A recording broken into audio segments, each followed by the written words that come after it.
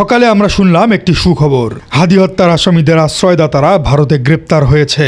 কিন্তু বিকেল গড়াতে না গড়াতেই সেই সুখবর দুঃসংবাদে পরিণত হলো। ভারতের আসাম পুলিশ এবং সীমান্ত রক্ষা বাহিনী বিএসএফ সরাসরি জানিয়ে দিয়েছে কোনো গ্রেপ্তার হয়নি। বাংলাদেশের দাবি অসত্য।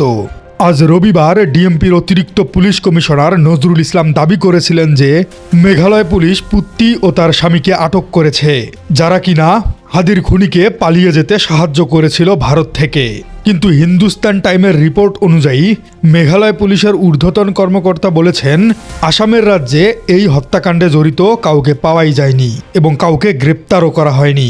এটি কি তবে ডিএমপির ইন্টেলিজেন্স ফেইলর, নাকি দুই দেশের পুলিশের মধ্যে বড় কোনো কমিউনিকেশন গ্যাপ? একটি হাই প্রোফাইল মার্ডার কেসে যখন দুই দেশের পুলিশ দুই রকম কথা বলে, তখন তদন্তের বিশ্বাসযোগ্যতা প্রশ্নবিদ্ধ হয়। আজকের এই বিশেষ বিশ্লেষণে আমরা দেখব কেন ডিএমপি এমনটা দাবি করলো।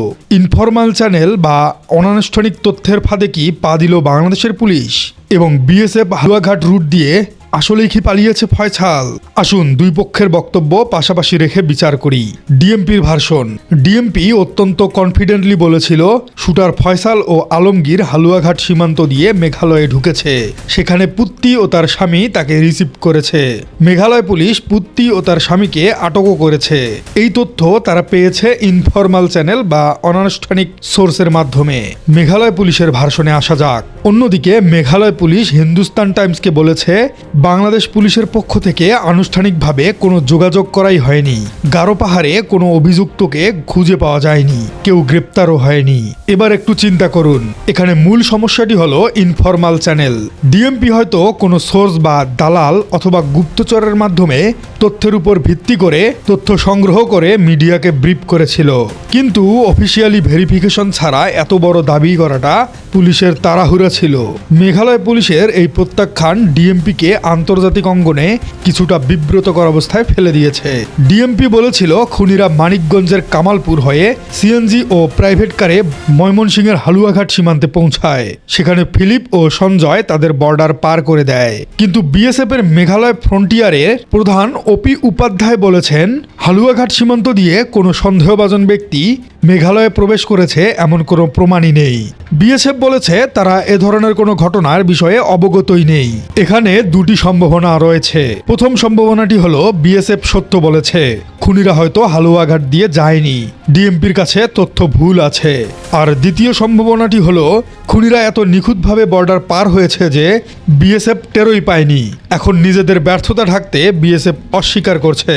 তবে ফিলিপ ও সঞ্জয়ের নাম যেহেতু এসেছে এবং তারা বাংলাদেশে অবস্থান করছিল, তাদের জিজ্ঞাসাবাদ করলেই বোঝা যাবে আসলে বর্ডার ক্রস করা হয়েছে কি হয়নি। গোয়েন্দা তদন্তে হিউম্যান ইন্টেলিজেন্স বা সোর্স খুবই গুরুত্বপূর্ণ একটি বিষয়। ডিএমপি কমিশনার বলেছিলেন তারা ইনফরমাল চ্যানেলে জেনেছেন, ও হতে পারে মেঘালয়ের কোনো সোর্স পুরস্কারের লোভে ডিএমপিকে ভুল তথ্য দিয়েছে যে পুত্তি অ্যারেস্ট হয়েছে। অথবা এমনও হতে পারে যে মেঘালয় পুলিশ আসলেই কাউকে আটক করেছে, কিন্তু অফিসিয়াল প্রোটোকল বা ডিপ্লোম্যাটিক কারণে এখনই তা স্বীকার করছে না। আন্তর্জাতিক আইনে অফিসিয়াল রিকোয়েস্ট ছাড়া অন্য দেশের পুলিশ তথ্য শেয়ার করতে বাধ্য নয়। কিন্তু সমস্যা হলো ডিএমপি প্রেস কনফারেন্স করে বিষয়টি পাবলিক করে ফেলেছে। এখন যদি সত্যি গ্রেপ্তার না হয়ে থাকে তবে চার্জশিটে এর বিশাল প্রভাব পড়বে। মানুষ ভাববে পুলিশের কাছে আসলে কোনো সলিড তথ্যই নেই, সবটাই অনুমান। তাহলে এখন কি হবে? মেঘালয় পুলিশ যখন বলছে বাংলাদেশ পুলিশ আনুষ্ঠানিকভাবে যোগাযোগ করেনি, তখন এটি একটি ডিপ্লোম্যাটিক সিগন্যাল। এর মানে হলো ভারত সরকার চাইছে বাংলাদেশ যেন মিউচুয়াল লিগাল অ্যাসিস্ট্যান্স ট্রিটি বা বন্দি বিনিময় চুক্তির প্রপার চ্যানেল ব্যবহার করে যোগাযোগ করে। হয়তো মেঘালয় পুলিশ কাউকে ধরেছে, কিন্তু অফিসিয়াল পেপার ওয়ার্ক ছাড়া তারা সেটা স্বীকার করবে না, কারণ স্বীকার করলেই তাদের উপর চাপ আসবে আসামিকে হস্তান্তর করার জন্য। ডিএমপির এই আগাম ঘোষণা হয়তো ভারতের পুলিশকে অফেন্ড বা বিরক্ত করেছে, যার ফলে তারা এখন অস্বীকার করছে। ডিএমপি কমিশনার এবং অতিরিক্ত কমিশনার বারবার বলছেন আগামী 7 থেকে 10 দিনের মধ্যেই চার্জশিট দেওয়া হবে। কিন্তু আজকের এই ডিনায়াল বা প্রত্যাখ্যানের পর সেই ডেডলাইন কি ঠিক থাকবে? চার্জশিট মানে হলো আদালতে জমা দেওয়া একটা অকাট্য দলিল। যদি চার্জশিটে দেখা যায় আসামিরা ভারতে গ্রেপ্তার, কিন্তু ভারত সরকার বলছে গ্রেপ্তার হয়নি, তবে আদালতের এই চার্জশিট দুর্বল হয়ে যাবে।